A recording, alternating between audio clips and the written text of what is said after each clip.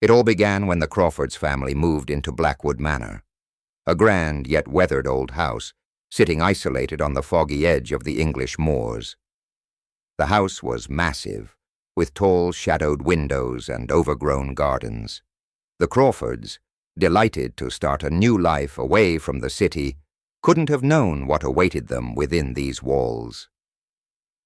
It was on their first day in the attic that young Lily, the daughter, found the doll.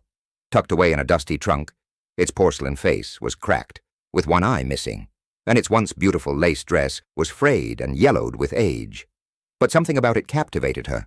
She named it Emily and refused to part with it, even as her parents felt an icy shiver every time they glanced at it.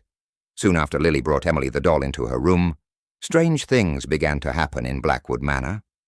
At night, Mrs. Crawford would hear tiny footsteps padding down the halls, though Lily would be fast asleep in her bed. Doors creaked open on their own, and shadows flickered in the corners. Mr. Crawford dismissed it as the house settling, but Mrs. Crawford couldn't shake the feeling that they weren't alone. One evening, as she walked past Lily's room, she heard a faint giggling from inside. Though Lily was alone, she opened the door to find her daughter whispering to the doll, her eyes wide and fixed on its face, as if it were speaking back to her. When Mrs. Crawford asked Lily about it, her daughter only replied, "Emily doesn't like it when you come in here."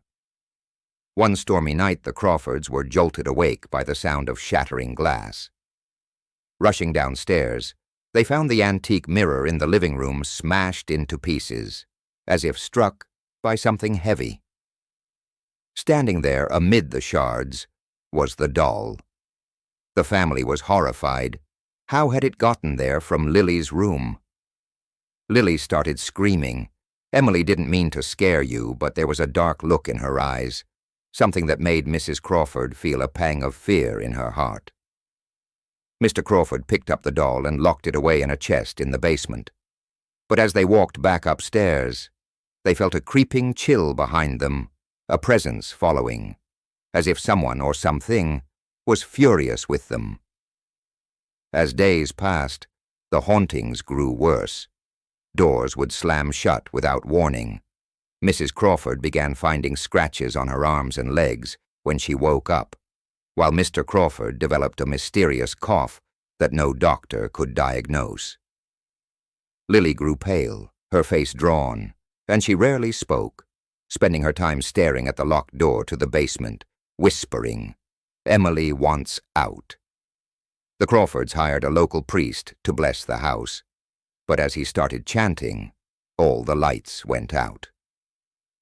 The room was plunged into darkness, and from the basement they heard a slow, rhythmic knock, tap, tap, tap.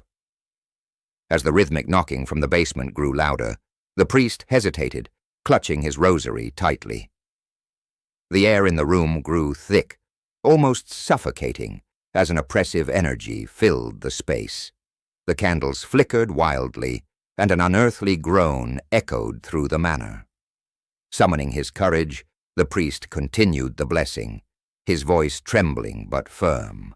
"In the name of the Father, the Son, and the Holy Spirit, I command you to leave this place," he shouted, his words barely audible over the rising cacophony of whispers and laughter emanating from the basement.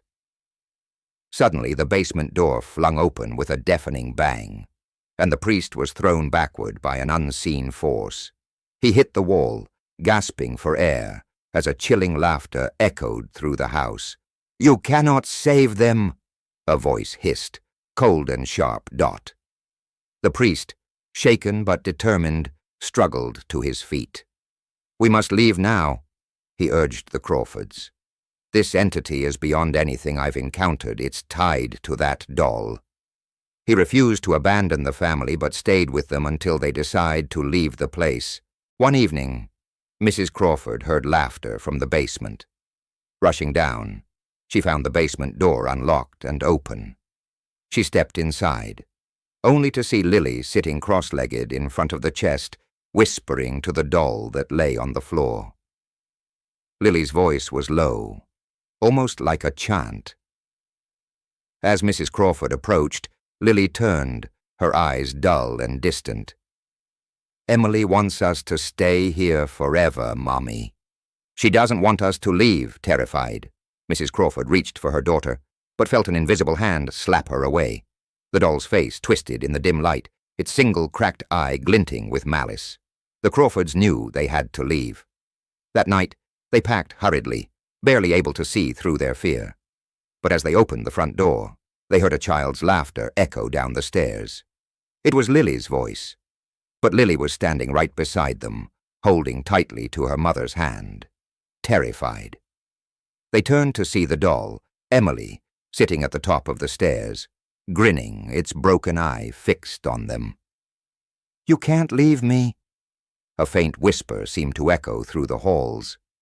As they ran to their car, they heard footsteps chasing them, the haunting sound of laughter fading only as they sped down the winding road, leaving Blackwood Manor behind forever.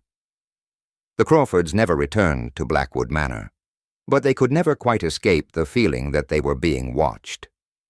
Lily often woke up at night, claiming she could still hear Emily calling her name, whispering promises to reunite someday.